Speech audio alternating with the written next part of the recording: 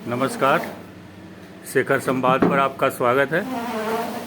आज हमारे सामने बैठे हुए हैं वेंकटेश शर्मा, डॉक्टर वेंकटेश शर्मा, जो पीएचडी हैं, जो सप्लाई ऑफिसर के पद से रिटायर हो हुए हैं। बहुत दिनों से आरएसएस से जुड़े हुए हैं और पीएचडी आरएसएस से जुड़े हुए हैं और पीएचडी इन्होंने स्वामी सहजानंद सरस्वती पर किया है।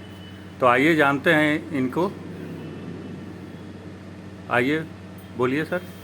आप वेंकटेश शर्मा, आप बताइए कि आरएसएस से कब जुड़े और कहाँ जुड़े और क्यों जुड़े। मैं तो जन्मजात आरएसएस का कार्य करता हूँ।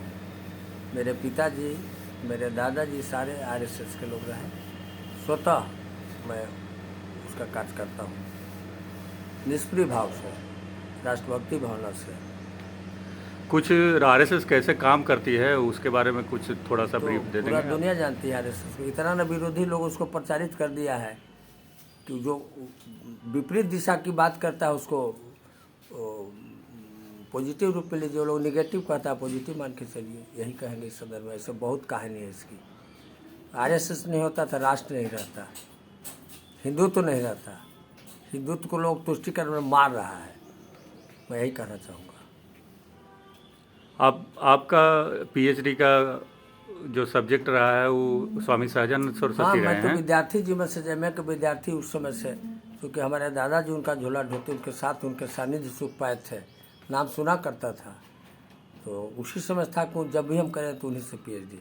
मैं समाज शास्त्र से पटना विश्वविद्यालय से एमए किया, पटना कॉलेज से ग्रेजुएशन किया और उसी एमए के पहले ही मैं लग गया था।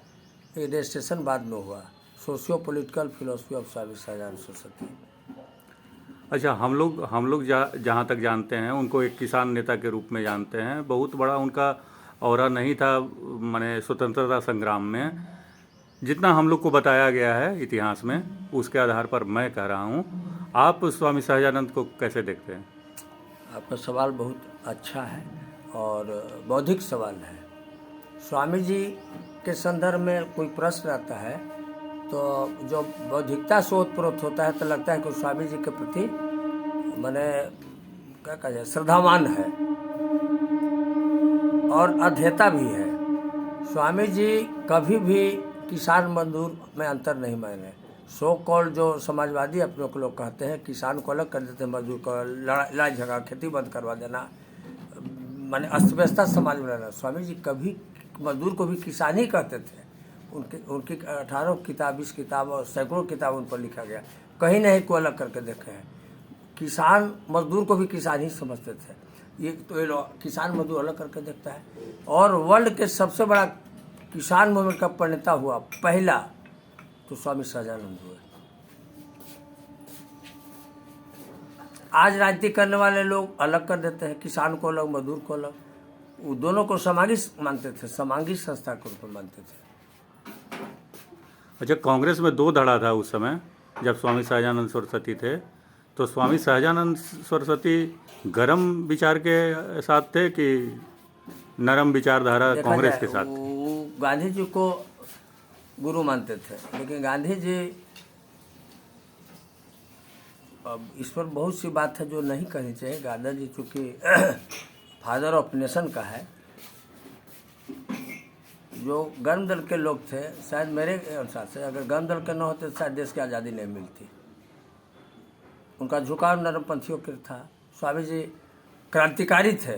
किसान इवन अपने जात के जमींदारों के खिलाफ भी उन्होंने लड़ा, निष्प्रिय भाव से लड़ा, कभी चमचागिरी नहीं किया। गांधी जी को भी त्याग दिया, जबकि गुरु मानते थे। राजेंद्र बाबू आते थे, नेहरू जी आते उनके आश्रम में आते थे, लेकिन जब तक फरका हुआ तो उन लोग को भी त्यागे।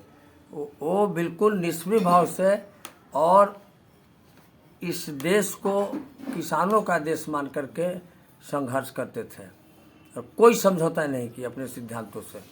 कभी भी कहीं कोई बता दे कहीं समझौता किया है। ये ऐसे थे नेताजी सुभाष चंद्र बोस, इंग्लिश से जाकर, वो भी अंग्रेजी में भाषण की कला सीखने आते थे। स्वामी जी भी संस्कृत हिंदी और अंग्रेजी के अद्वितीय विद्वान थे स्वामी जी। उनको दंडी स्वामी बनने में, दंड लेने में भी लोग विरोध किया। पंडितों ने बनारस में, उन्होंने बिल्कुल वैदिक ढंग से और बौद्धिक ढंग से समझाया, बताया, प्रमाण दिया कि दंड के हम अधिकारी हैं कि नहीं। मना किया गया था कि नहीं भूमिहार किसे दंड का अधिकार हो, उन्होंने साबित किया कि मैं असली ब्राह्मण हूँ और दंड धारण दिया गया उनको। ये भी उनके पीछे कहानी है। जब स्वामी जी के संदर्भ में आप सवाल कर रहे हैं तो ये भी आना चाहिए। अच्छा, तो आप तो आरएसएस से जुड़े हैं, तो सामाजिक रूप से तो जुड़े हुए हैं ही समाज से। अब जब रिटायर हो गए हैं तो समाज को अभी क्या करना चाहते हैं, क्या देना मैं चाहते तो हैं नौकरी में समाज के भी, लिए, क्या मेरे करना जितने चाहते हैं? इर्द गिर्द के लोग सारे लोग जानते हैं कि मैं नौकरी पीरियड में भी 50% परिवार के लिए दिया, 50% समाज के लिए। आज मैं रिटायर कर गया हूँ तो 12 आना समाज के लिए, 4 आना अपने परिवार के लिए नहीं, 4 आना अपने के लिए, स्वयं के लिए मैं जी रहा हूँ। अभी आपका जन्मभूमि पालीगंज में है, तो पालीगंज में है, पागलीगंज मगध में है और मगध में है, तो मगध और मगध के लिए आप कोई आंदोलन कर रहे हैं ये क्या? बहुत अच्छा सवाल है। ये जाने पूरे देश, मैंने मगध को जाना चाहिए, पूरे राज्य को, पूरे झारखंड भी अलग नहीं मानते हम। वहाँ भी मगही है, जैसे चतरा, गढ़वा, पलामू सब मगध में आता है, मगही क्षेत्र। तो मैं जैसे वाजपेयी जी संविधान के 8वां सूची में 15-20 साल पहले ला दिए मैथिली को, तो वहाँ के लोग काफ़ी प्रोत्साहित हुआ, पढ़ा लिखा, और प्रशासनिक लोग के विभिन्न नौकरियों में मैथिली लिखे बना। तो मेरा संघर्ष चल रहा है कि मगही को भी संविधान के 8वां सूची में लाया जाए। तो गृह मंत्री थे राजनाथ बाबू, उनके यहाँ मैं मिला, उनके कुछ रिलेटिव के साथ, और कुछ एकाध संघ के भी लोग थे जो उनके गोपनीय में गया, उससे मिला। तो उन्होंने कहा कि मगही का कोई तो व्याकरण है नहीं, भोजपुरी का व्याकरण है, फिर भी नहीं मिल रहा है। और मैं उनकी पत्नी को मगही सम्मेलन में लाने के गया था। पहला देश का मैंने मगही महासम्मेलन किया, मैं कन्वेनर था उसका, बोकारो में। और 1 महीना तक मैंने सांगीतिक कार्यक्रम, सांस्कृतिक कार्यक्रम और गीत और गायन और नृत्य मगही में सिखाया, प्रशिक्षण करवाया लोग को, सिर्फ मगही, मैंने विशुद्ध मगही के रूप में। तो रविशंकर जी के पास गया, वो जो हम लोग के सीनियर थे और हमारे चचा लोग के मित्र मंडली में थे, तो उन्होंने कहा कि मैं तो भोजपुरी हूँ, हमारी पत्नी मगैया जाओ उनके पास। हिस्ट्री के प्रोफेसर थी पटना विश्वविद्यालय में, उनके पास स्वीकृति दिया। राजनाथ बाबू की पत्नी थी पलामू गढ़वा की, उन्होंने भी स्वीकृति दे दिया। वो हम लोग दीदी कहते थे, दीदी भी साथ में रहे। संयोग से किसी कुत्ता कट ले, कोई बीमार पड़े, नहीं आए। राजनाथ बाबू को वो कहे कि आपका व्याकरण नहीं है। अभी मैंने डॉक्टर संपत्ति आर्यनी, जो हिंदी के विभागाध्यक्ष थी पटना विश्वविद्यालय में, उन्होंने मगही व्याकरण में डिलीट प्राप्त किया था, मैंने दिखाया था, आश्चर्य करने लगे, अरे मगही। लेकिन मगहिया लोग कम बोलता है, हमें सिपाही लोग गड़बा दिया है।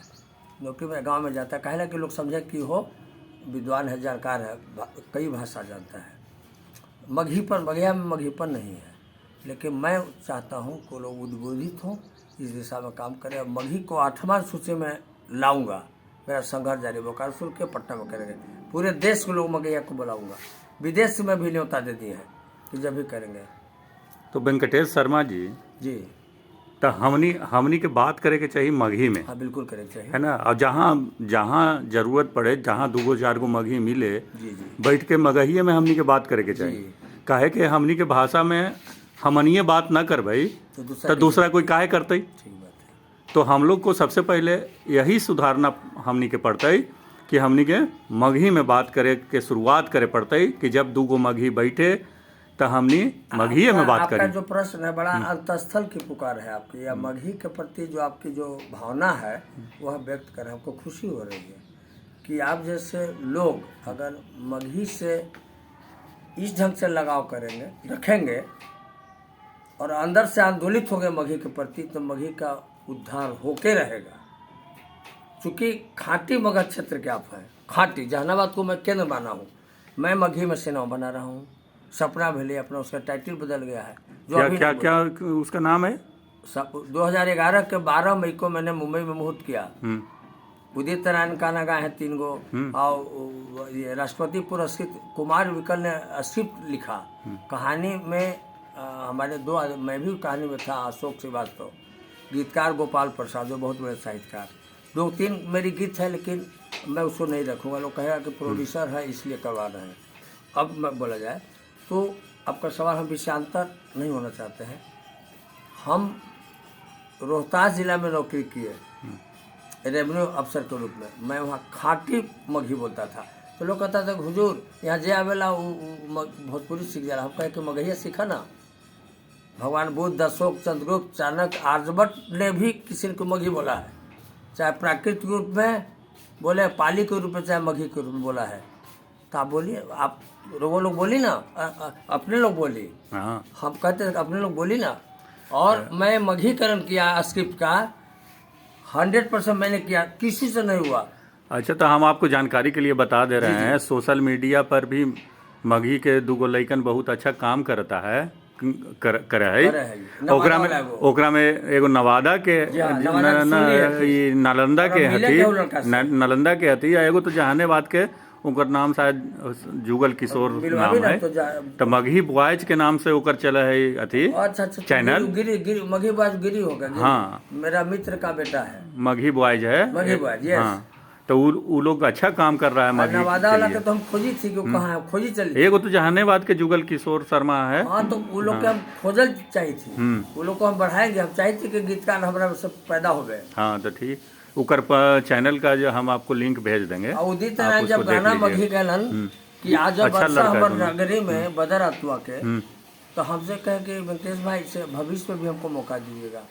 से गजब गाना है मगही में, और ट्रैक पर उनका पानी फिर गया था। तो ये ऑनलाइन नहीं बोलना चाहिए, माने उनको बड़ी खुशी हुई। हम निगेटिव में नहीं कर रहे हैं, क्योंकि ऑनलाइन बात है, वो खुश हुआ। फिर कल्पना सिंह का डुएट सॉन्ग, और जो असमिया है 13 भाषा में गाई है। और सुनते हैं पापा बताते हैं आपके बारे में कि आप कविता पाठ भी करते हैं, तो थोड़ा दो लाइन पढ़ के सुना देंगे हमको। और तो कितने सुना है, 300-400 कविता। ना तो एक दो लाइन जो अट्रैक्टिव हो और जो हम लोग को भी समझ में आए। जो कवि होता है उसकी जो रचना होती है सब अट्रैक्टिव, अपने आप में लगता है कि हमें यही अच्छा है, समझ गया ना।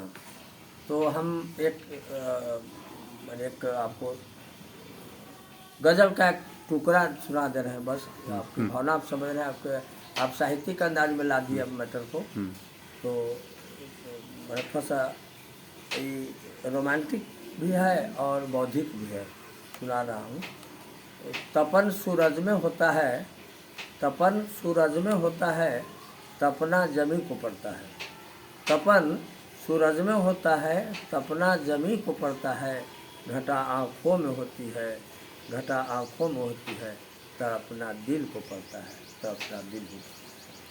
बहुत बहुत धन्यवाद डॉक्टर वेंकटेश शर्मा जी। वेंकटेश शर्मा आरएसएस से 50 साल 40 साल से जुड़े हुए हैं। वेंकटेश शर्मा प्रोफेसर रहे हैं। वेंकटेश शर्मा पीएचडी किए हैं आप स्वामी सहजानंद सरस्वती पर। वेंकटेश शर्मा सामाजिक कार्यों में जुड़े हुए हैं। वेंकटेश शर्मा का लक्ष्य है मगही को 8वीं अनुसूची में शामिल कराना, और इसके लिए ही संघर्षरत हैं। वेंकटेश शर्मा हो सकता है कि चुनाव भी लड़ना चाहते हों, क्योंकि सोशल में जुड़े हुए हैं और सब सोशल आदमी को चाहना चाहता है कि विधानसभा में जाएं, लोकसभा में जाएं। शायद इनका भी इच्छा होगा, लेकिन उस बाद में समझेंगे। अभी के लिए धन्यवाद।